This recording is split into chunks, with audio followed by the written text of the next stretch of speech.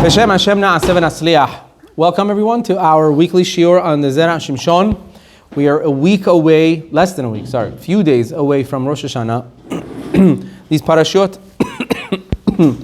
are the last parashot of the Torah that we're going to have our shiur in. Tonight's parasha is going to be Parashat Vayelech. We're going to be doing Derush Aleph, the first Derush of the Zera Shimshon. But before we do, the shiur is dedicated for the refuah shelema of Kol Chole Am Yisrael Uvichlalam Ahuva Bat Tova and Ariel David Ben Farahnaz.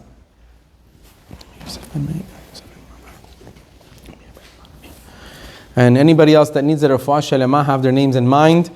May Hashem give all Chole Am Yisrael ervat hanefesh urfuat haguf. Amen. Also, those that need to be married, may Hashem send them their zivug in the zechut of the Zera Shimshon.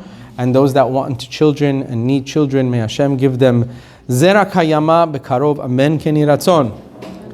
So these parashiot, these chairs are stuck to the ground. Baruch Atah Adonai Eloheinu melech haolam shehakol nihya bidvaro. Amen. Who spiked my tea? Thank you. I'm kidding. Just whiskey tea.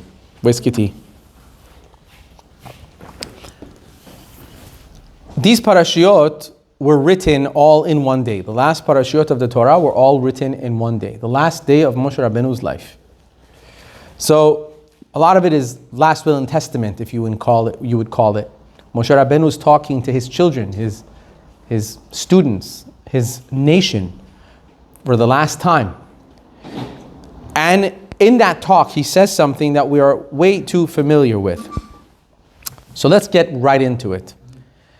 Midrash Peli'ah, there is a midrash, a baffling midrash, which is in Vayelech. It says, Ben me'a ve'esrim shana anochi hayom. Today, Moshe Rabenu turns to Bnei Israel and he says, today I am 120 years old. That's what he says. I am 120 years old today. Bayom hazeh nolati ubayom hazeh amut. So the Midrash says, what is Moshe Rabenu telling Bnei Israel? He's telling them, on this day I was born, and on this day he was going to die. Hadahu dichtiv, how do we know? Hadahu dichtiv, loqam navi od be'Yisrael keMoshe. This is why it is written, there will never be another prophet to Israel like Moses. There will never be another prophet like Moses for Bnei Israel. And this is the end of the quote of the Midrash. There's an obvious question that hit me right away. What do the two have to do with each other? Right?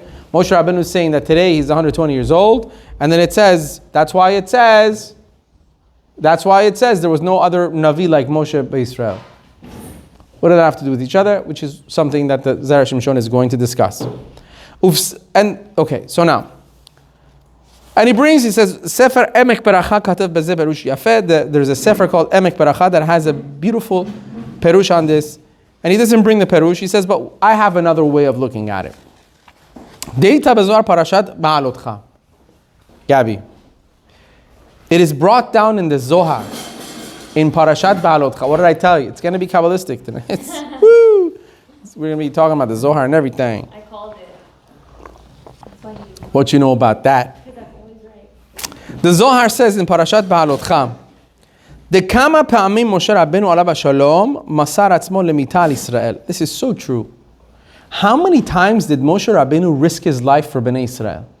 How many times do you see it in the Torah? How many times did he turn to HaKadosh Baruch Hu and said, if you punish the Jews, you might as well just get rid of me? And he was serious. How many times did he do that? How many times he's like, it's not worth it.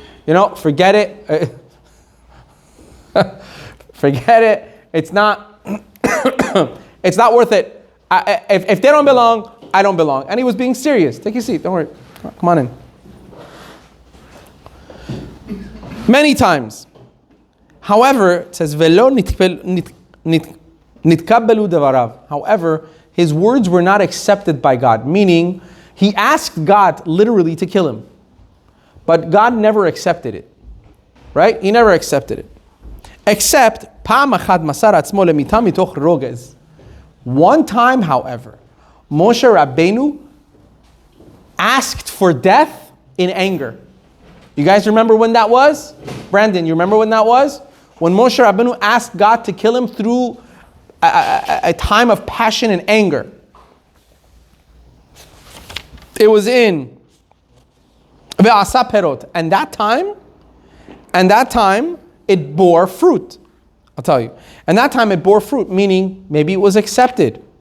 Dahainu b'mitonenim. Where was it? In the Parsha of the Mitonenim. You remember when the Jews were complaining to Moshe Rabenu in Bamidbar, right? Telling Moshe Rabenu, oh, why'd you bring us here? You're going to kill us in the Midbar. You did it. They were complaining to him, Mitonenim. And Moshe Rabenu became angry, so to speak, and he turns to God and he says, you know what? I'm done. You know, he asked Hashem to take him. He was over it already. Couldn't take it anymore. And right away, it says, Sha'amar, he said to HaKadosh Baruch Hu, Hargenina. Moshe said that he wants to be killed now. Miyad haya asifat shiv'im zegenim. Right after that, you see the Pesukim that says, the 70 elders were gathered by Moshe and the elders, 70 elders. And right after that, Veitnabbe'u Eldad u'Medad she'amut Moshe. That was the time that Eldad u'Medad, which were two young people that became, all of a sudden they had a nevu'ah, they had a prophecy, and they prophesied right there, within the 70 elders, nobody else had a prophecy. They prophesied that Moshe Rabenu was going to die in the wilderness. That was the first time anybody realized that this is going to happen. Right?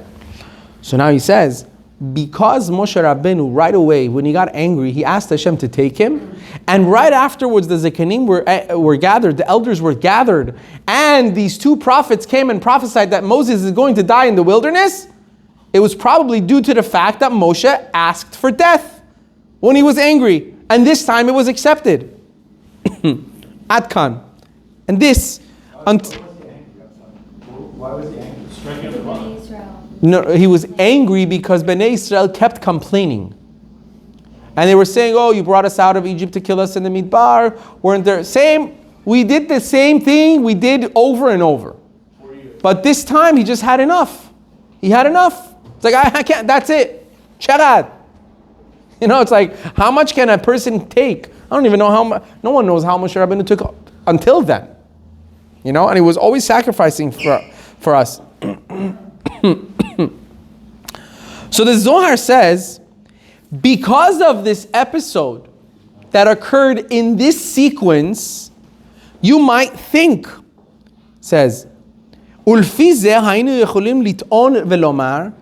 Zera Shimshon says, because of the sequence of the events that took place on that day, we would have thought to ourselves that what? Chas v'shalom, heaven forbid, shemoshe met bishvil shegilel et atzmo. That Moses really died because he cursed himself. We would have thought that, you know why Moshe died in the wilderness? Because he cursed himself. You can see the sequence. He got angry. He asked for death. Right after that, the elders gathered. And Eldad u'Medad had a prophecy that Moses is going to die in the wilderness. Put two and two together. So it was accepted by God. His curse to himself was accepted by God. Shemoshe met bishvil sherilat atzmo, that Moses died because he cursed himself, umasar atzmo lemita, and he gave himself over to death. Behu genai leMoshe, and this would be extremely a huge dishonor to Moses. Imagine saying that, you know why Moshe Rabenu died? Because he cursed himself. That would be dishonorable to him. Velachen, he says, therefore, Hamidrash aniskar le'el ba lafu kesevara zo. He says, our midrash that we quoted in the beginning of the class, the midrash that says Moses brings up to the Bnei Israel that on this day he's 120 years old. He was born on that day, and he was going to die on the same day. Right? That is coming to tell us, don't think that way. Don't think that Moses died because he cursed himself. It had nothing to do with it whatsoever. You might make a mistake and think that's why he died when he died, but it's not. And Moses attested to it himself in front of Bnei Israel. He said, Ben me'ah ve'esrim shana anochi hayom. Today I am 120 years old. Beyom ze nolati uvyom ze amut. on this day I was born, and on this day was the day that he was going to give his neshama back to Hashem. Shezehu milui hayamim shenigzar alai me'et ledati. He was telling Bnei Israel, this is the day that completes my cycle from the time I was born. It was set forth from the moment he was born, exactly when he's going to die. And we know the famous saying of the Chachamim, that the tzaddikim meleim shnotam, they fill their years. Their cycle of life is filled. There's nothing lacking. And how do we know that a tzaddik's life cycle, like Moshe Rabenu, is filled? When the person dies on their own birthday, it's a sign from HaKadosh Baruch Hu that says, you have completed your cycle. You have no missing days. You were born on this day and you died on this day. When a person dies on their own birthday, it's a huge sign that they were very, very righteous. It means they left the same way they came, as righteous as they were when they were born, the same way as clean and righteous they left this world. So Moshe Rabenu was telling Bnei Israel, on this day, I turned 120. What day was it? It was the day he was about to die. And he was telling Bnei Israel that nothing is lacking in the days of his life. Nothing. Yes, Brandon. So there was one time in the golden calf, and Moshe said, remove me from your Torah, and then the next Parasha, there's no mention of Moshe. So I'm wondering why God didn't accept this curse. When he said, so that was, okay, so your question is, people have been asking me to repeat the questions that people ask me on video because you can't hear. So here's what Brandanovich asked. That, there's a parasha that Moshe Rabenu's name is not mentioned at all. And Chachamim tell us the reason why Moshe Rabenu's name is not mentioned in that parasha is because that's right after Moshe Rabenu asked Hashem to kill him. Again. Sorry, can you add some hot water to this for me, somebody? Sorry, I keep having to cough. It's hot. So, why did Hashem not mention his name in that parasha at all? That was God's way saying, okay, let me backtrack Fayal to see what we're trying to do over here, what we're talking about. Willis. Those that get it, I just had to say we're talking about Willis. I just had to say that. It has to go to get it. You know what I'm talking about, right? Yeah. What you talking about? Yeah. Old school. There's a saying that goes like this. Tzaddik gozer v'HaKadosh Baruch Hu mekayem. When a righteous person says something, HaKadosh Baruch Hu makes it happen. It's an inevitable. When a righteous person says something, sometimes it's dangerous because they are so important in God's eyes. Sometimes, even if it's detrimental, it'll happen. We've seen it, unfortunately, and we've seen it in a good way as well. Yaakov Avinu, when he was running away from his father-in-law, and his father-in-law chased him and said, you stole this and you stole that from me, he had no idea that his wife, Rachel, had actually taken those things from her father. For good reason too, we're not going to get into it. But Yaakov Avinu had no idea, and he said, whoever has taken it shall die. And the next story we know in the Torah is Rachel Imenu passing away in the middle of the road. That was because tzaddik gozer. When a tzaddik says something, they have to be very, very careful. Right? So Moshe Rabenu, when he asked God to take him for death, right? In a sense, he'd said it, right? So what does Hashem do? How did Moshe Rabenu say it at that time? He said, if you're going to destroy Bnei Israel, then take my name out of your Torah. I don't want to have any part of it anymore. If you're going to kill them, I might have never been created. I don't want my name mentioned in your Torah. Next Parsha has no mention of Moshe Rabenu's name.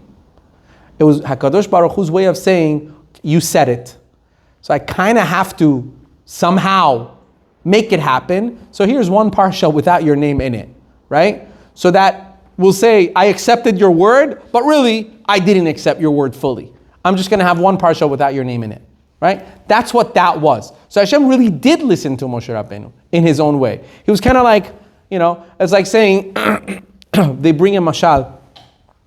A king that tells his son, you steal one more time. You're the prince, you can't be stealing. You steal one more time, I'm gonna throw a boulder on you.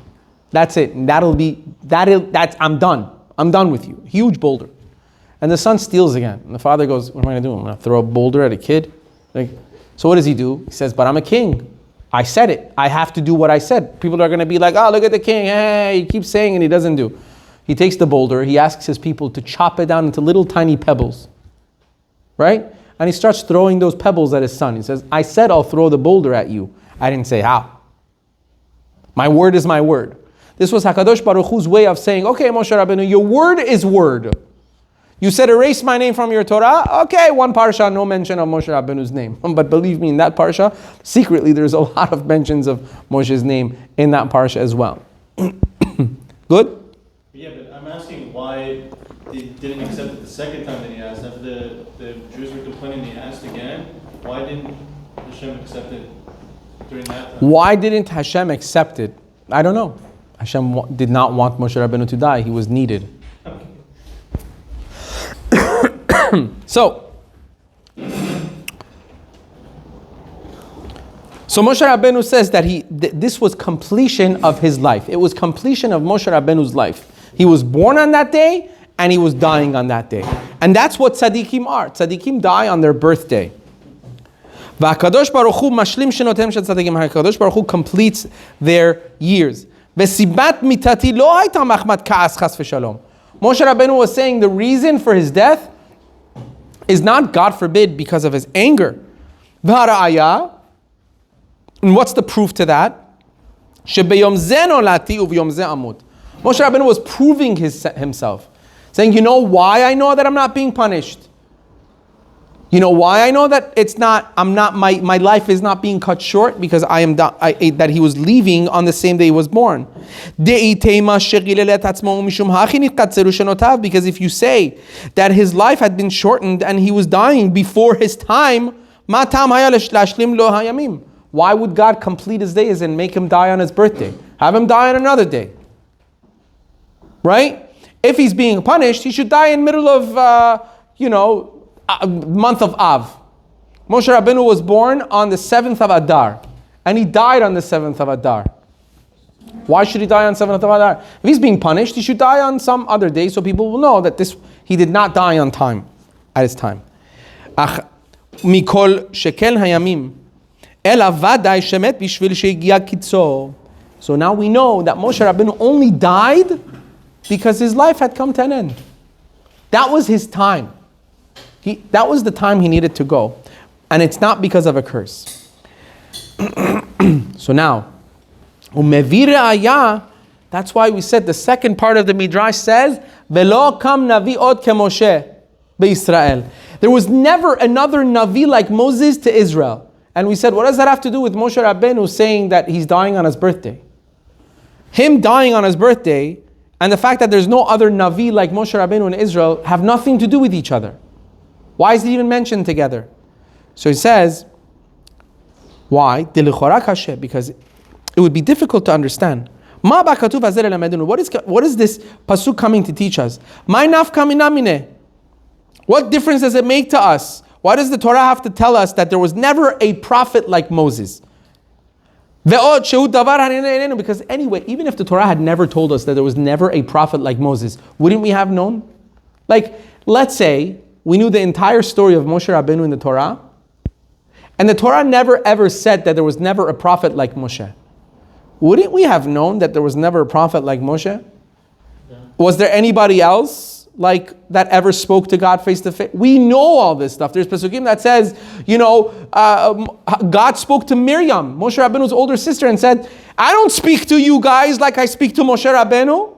I speak to him face to face. Like, we would have known Moshe Rabenu was definitely up on the food chain. Right? He was up there. So why does the Torah have to tell us there was never a Navi that was ever like Moshe? We would have known it.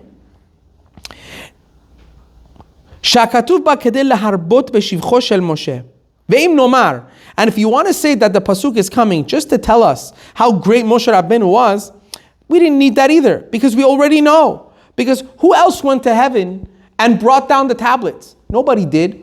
We would have known that there was only one person that gave us the Torah from Shamayim, and that was Moses. I don't need you to tell me there was no one like him. Ve'od, furthermore. Oh, I said that already. Okay.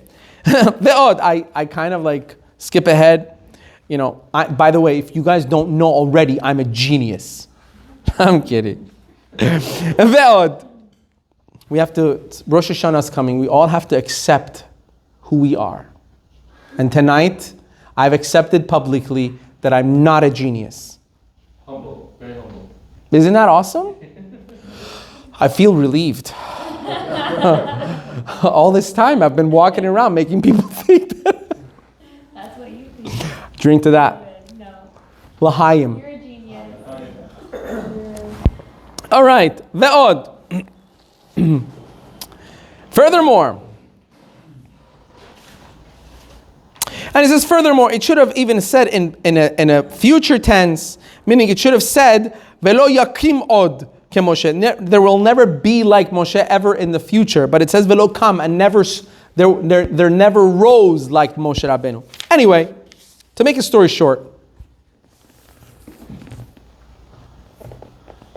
Yesh lomar shakatuv bal hashme'enu. The pasuk is coming to teach us. Shekol hazechut hagadol shehu lo leMoshe. Listen to this. This is a crazy concept. It's coming to teach you that all of the zechut, all of the merit that Moshe Rabenu had, lo haya ela bishvil Israel, was only because of Am Israel. You know why Moshe Rabenu became so great? It was because of the nation that he was leading. Y'all, listen to this. Just listen. A leader is as great as the people that he is leading. That's a huge concept. Let me explain it to you, because I know you might not understand. I will.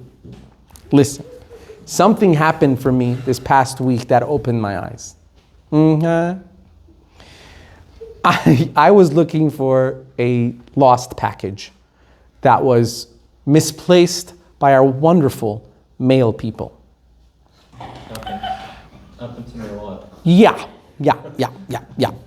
So, on the search of this package, I actually found it a block over in someone else's home. Oh, wow. It happens. It's a mistake. It's not like USPS is supposed to know all the addresses. So I find the package and what? You're wandering house to house. I literally went 2 blocks down to find my package. Yes. But had you know that? Yeah. Yeah, it had happened before. Yeah.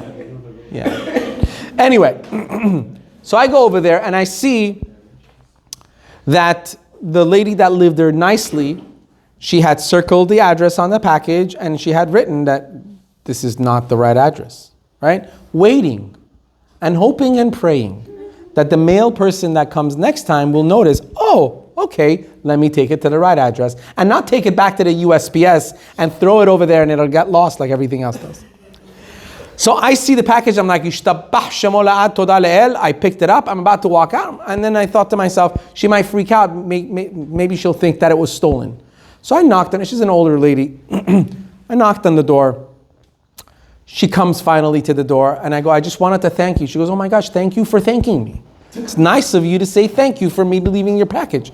You know? I'm like, yeah, it's like, you know, it's nice of you. Thank you so much. I just wanted to say, it's mine. I found it. Peace. Right? But then I go, you know, the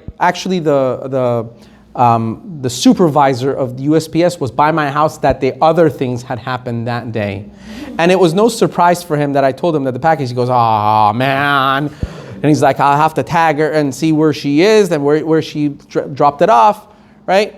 Because, so anyway, so I tell her, I'm like, evidently this is happening often because the supervisor was by my house and he was not really surprised that this was taking place. So he wasn't too happy. And then she goes, this is where I'm trying to get to. She goes, who's happy these days?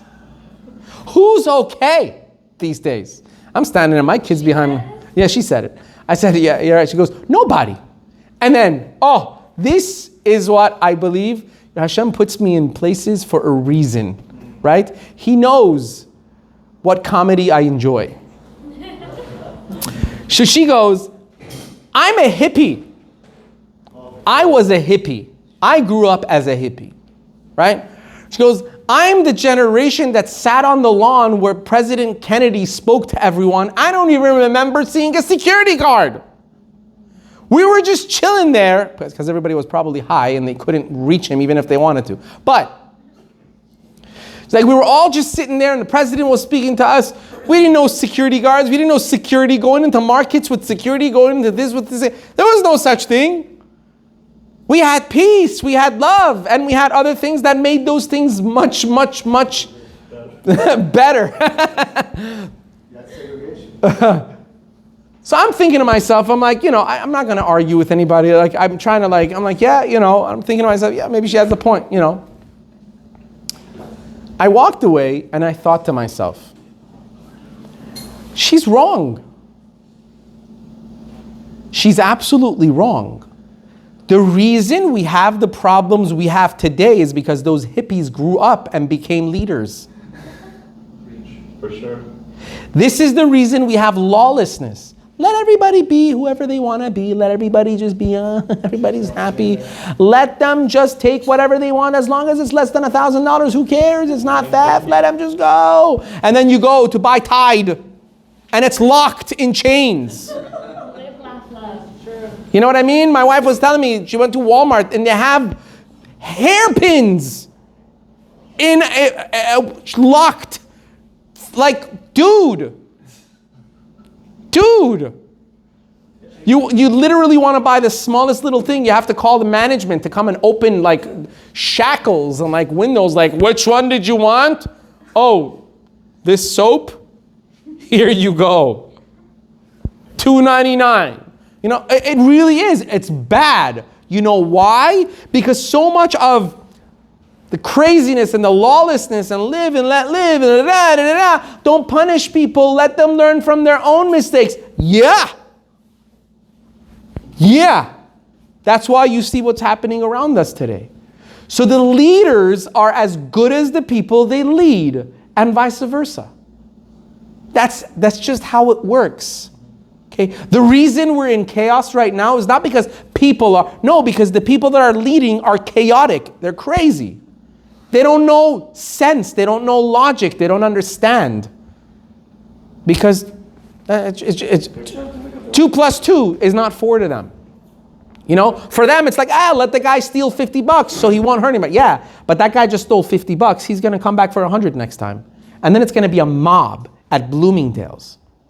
Over $100,000. And Baruch Hashem, 20 of them were caught, but they were let go within 5 minutes.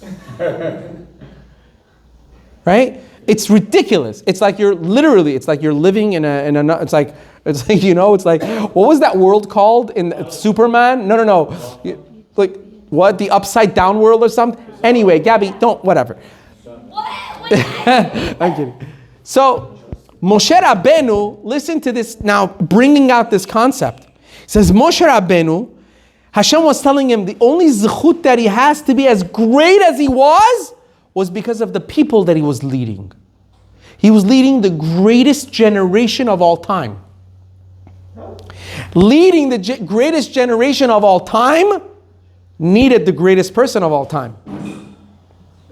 You needed to be great to lead great people. Listen, we talk about Bnei Israel in the Midbar making a lot of mistakes, right? We talk about it, right?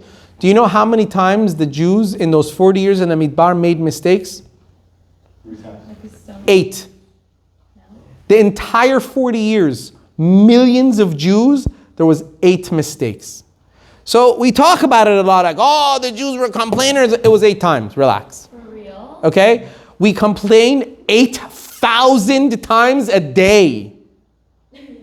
Okay? We make mistakes on a daily basis. On a national level, the entire Jewish people, and a lot of times it wasn't all of them. A lot of times it was a fraction of the nation that made those mistakes. So let's not get ahead of ourselves and really think that the nation that came out of Egypt was bad. They were not bad people. The Jewish nation that received the Torah at Har Sinai, he's going to say right now who these people really were. HaKadosh Baruch Hu waited 2,000 years for this nation. So Moshe Rabenu had to be the best, period. And Hashem told him, the fact that you're the best, I saved your neshama because you were going to lead the best. You have to go two and two together. Lo hayale b'shvil Yisrael ukmo shamru zichron mevacha, as Chachamim tell us, lech red ki shehet ammecha. When Bnei Israel worshipped the Egel, what does Hashem say to Moshe Rabenu? Go down the mountain, your nation has sinned. Moshe Rabenu telling him, my nation? I thought it was your nation. Hashem was telling him, no. These are your people. It's your kind. Wherever you are, they stand. You're their leader. Whoever you are, they are. You go together. It's a huge concept to understand. Klum natati lecha gedula ele b'shvil Yisrael. Hashem was telling him, do you think I gave you all this greatness for nothing? I gave you all this greatness for Am Yisrael, for them. And if they're sinning, and if they're making a mistake, it's on your account. No matter how you feel about that. All of your greatness is due to them. Without them, you wouldn't be who you are. Achshav, sheYisrael chat'u. So Hashem was telling him, now that the Jews have sinned, lama lecha gedula, why do you need greatness? That's what he was telling him. Go down. By the way, lech red can be read in another. Lech red can be read in another way as well. Red means to go down, right? Going down a mountain or going down in level of spirituality. Hashem was hinting in a way to Moshe Rabenu, lech red, meaning your greatness is going to go down because they're going down. So be careful. It's your nation. Bring them up if you want your greatness.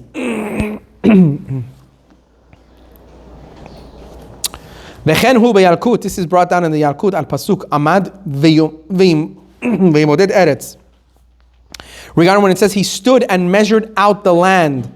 Madad HaKadosh Baruch Hu Kol Adorot. HaKadosh Baruch Hu measured all of the generations.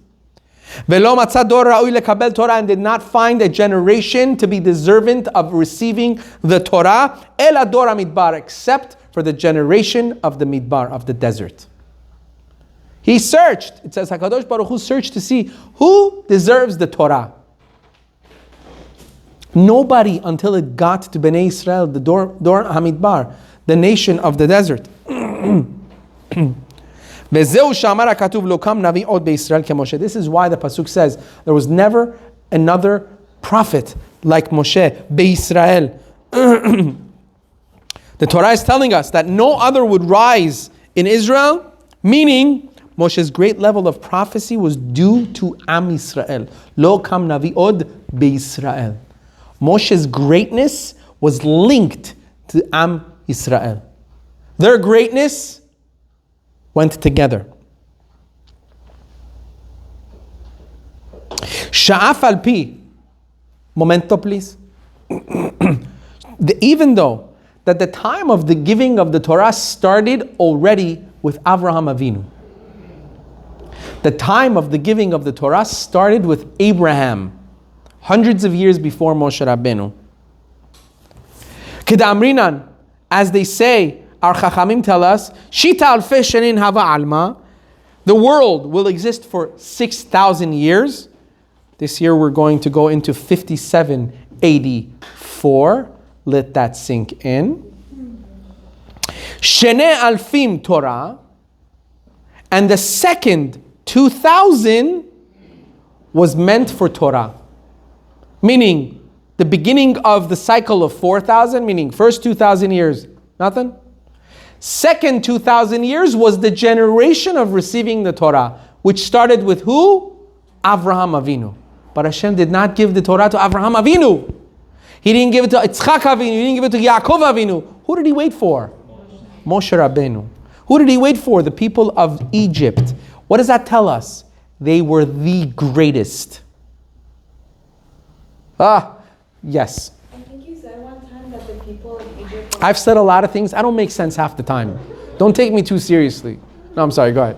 They were like the lowest of the low. Like their spiritual level was very low. When they were in Egypt. Yeah. Yes. So how could they be so high to... Okay, so It's a very good question, very valid question. So the question is like this. We said before that Bnei Israel had gone down to the 49th level of 49th level of Tum'ah, impurity in Egypt. So why are we saying they were the greatest? You cannot go that low unless you come from very high. Like we say today, the concept of Risha'im, wicked, true wicked people don't exist today. Why? Because your neshama has to be extremely high for you to become that bad. It has to balance. So Bnei Israel, the fact that they stooped so low, it only meant how high they can go. And they proved it. And they proved it. They came out of Egypt and look who became. It says that at the splitting of the Yam Suf, even a shifcha, even the lowest maidservant had nevuah.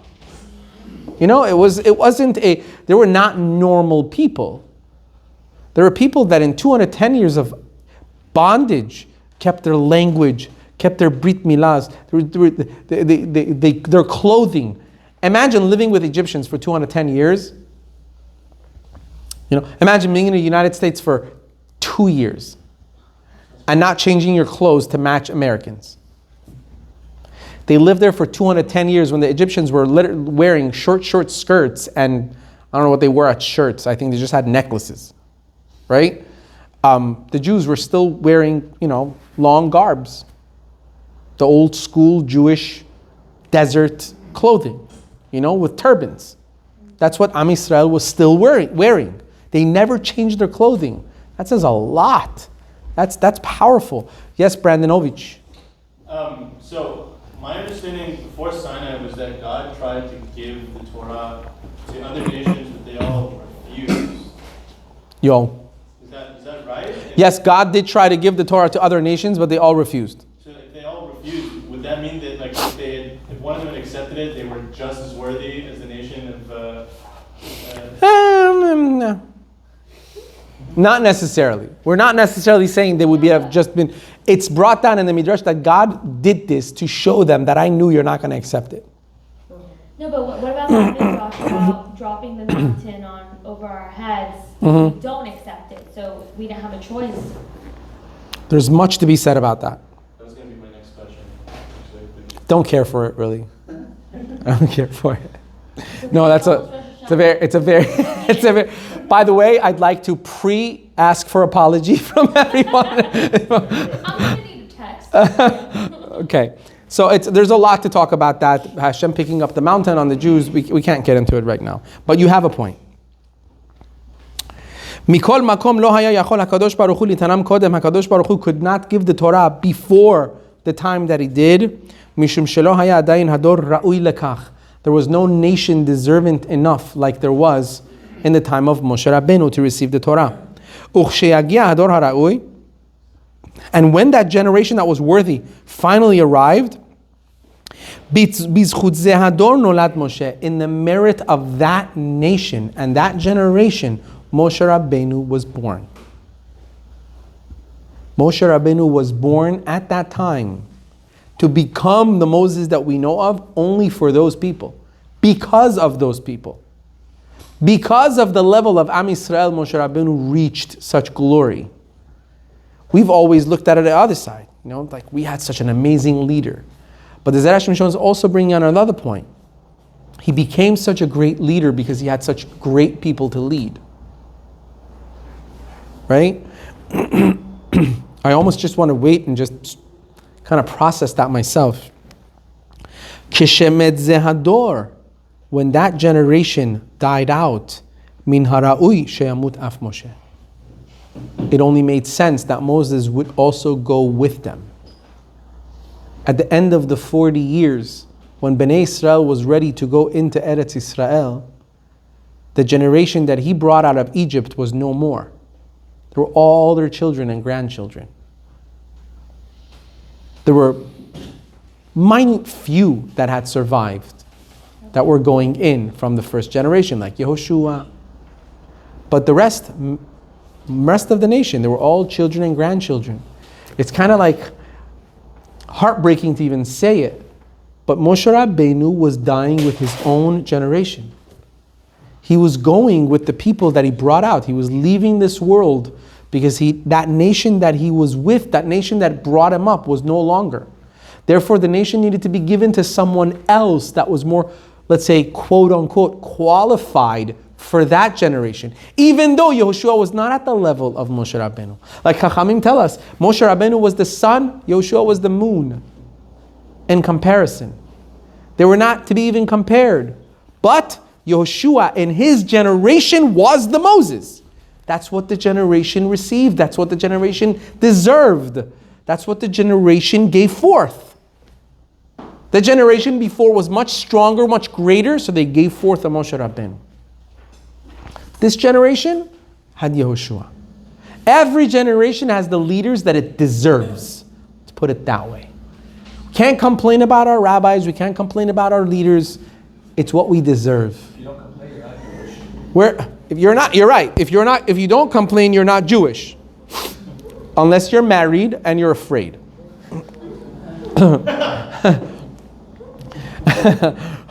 Don't ever complain about food. That's one thing for sure. Ladies, you can complain about whatever you want. We're talking about the guys. Okay. That's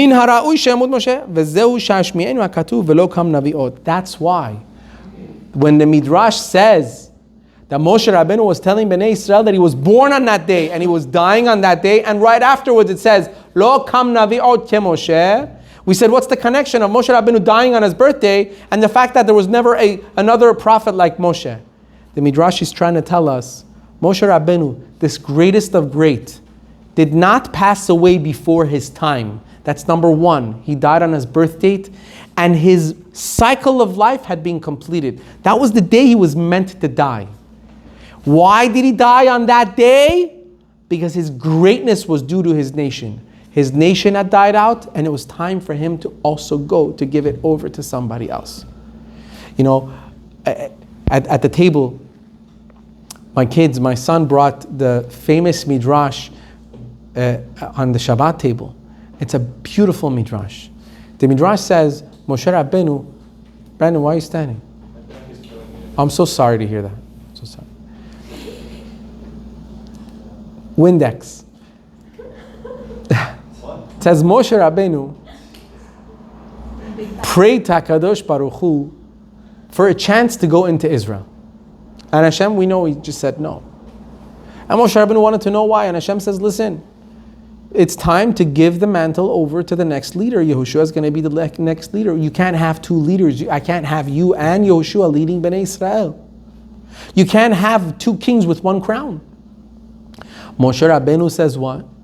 He says, Hashem, I'll make you a deal. I won't be a leader. I will listen to Yehoshua as he's my Rebbe.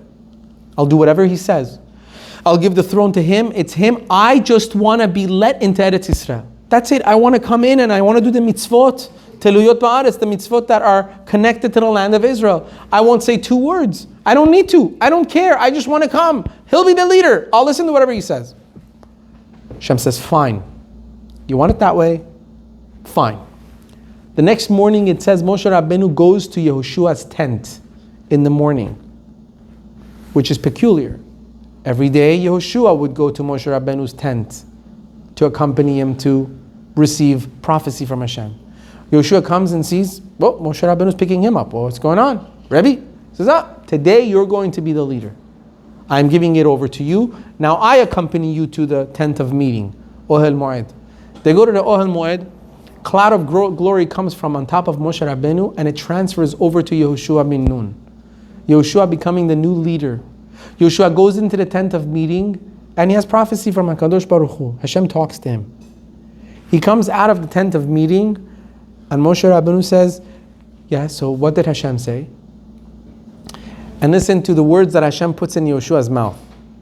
Yehoshua says, with all due respect, Rebbe, when you were the leader, I never asked you what Hashem said. I waited to receive what you tell me.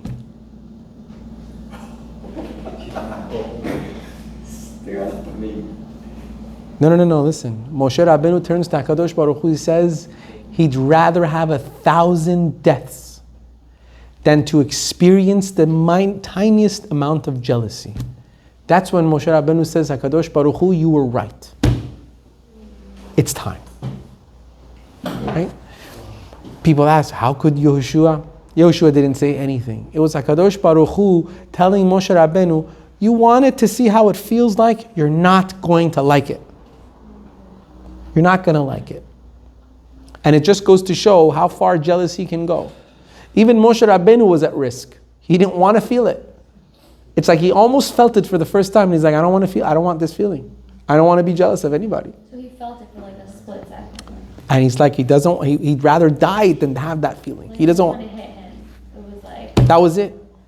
So here, Moshe Rabbeinu, כדי שלא נאמר שמשה מת בשביל שרילל את עצמו, in order that Moshe Rabbeinu, in order that we don't say that Moshe Rabbeinu died because he cursed himself, chas v'shalom, אלא כדי להיות עם בני דורו. But it was really only because he needed to be with his own generation, הואיל שריבל מהם את גדולתו, because he took his greatness from them. That's why the Midrash, the second pasuk that the Midrash says, right after it says Moshe Rabbeinu died on his birthday, he told Bnei Israel that he's dying on his birthday. He says that there was never a prophet like Moshe Rabbeinu to teach us that Moshe Rabbeinu was the greatest prophet only due to the people that he led. And I'll just say this outside. And we see that we said Eldad Medad, which were two young prophets, that we said after Moshe Rabbeinu cursed himself, it says that the elders gathered, the 70 elders gathered, we said. And two of those, the youngest ones, Eldad Medad, all of a sudden prophesied, and their prophecy was that Moshe Rabbeinu was going to die. Right after Moshe Rabbeinu cursed himself. And that was the question that we had. So then, what does it mean? That means the curse that Moshe Rabbeinu gave himself worked, because right after that, they prophesied that Moshe Rabbeinu was going to die. And we answered that that's not true. That had nothing to do with the curse. That's why Moshe Rabbeinu was saying that today he's 120 years old, it's his birthday. The curse had nothing to do with him dying. We answered that. But the question is, why does the Torah tell us about Eldad Medad's prophecy? It's so out of place. It says the 70 elders gathered, and then Eldad Medad prophesied that Moshe Rabbeinu is going to die. I've never seen this shot. It's gorgeous. It's beautiful. He says Eldad Medad didn't even prophesy. Their prophecy was not about Moshe Rabbeinu dying. It wasn't. That's not what they prophesied. We don't know what they prophesied. But here's the problem. They had prophecy when the greatest prophet among them was with them, Moshe Rabbeinu. And that doesn't happen. Moshe Rabbeinu was still there. If there's any prophecy, Moshe Rabbeinu was supposed to get it. Why are they getting it? So they deduced, they said, you know why we just prophesied? Because the leader is about to go. Because Moshe Rabbeinu is about to go and he's going to die in the desert. That's why the next people are prophesying now. The next prophets are coming along because he's no longer going to be the prophet. That's why we're having prophecy. What point does that prove? That proves the fact that Moshe Rabbeinu was saying that he's going with his generation. He's going to die with his generation. Had nothing to do with the curse. His generation had died out. He's about to die out. Why? How do we see that he was about to die with his generation? Because the next generation, the young two guys in the Zikanim and the elders, all of a sudden prophesied. And from that they saw, you know why the young people are prophesying? Because the next generation is about to take over. Moshe Rabbeinu is about to go with his generation. Baruch Adonai le'olam, amen ve'amen.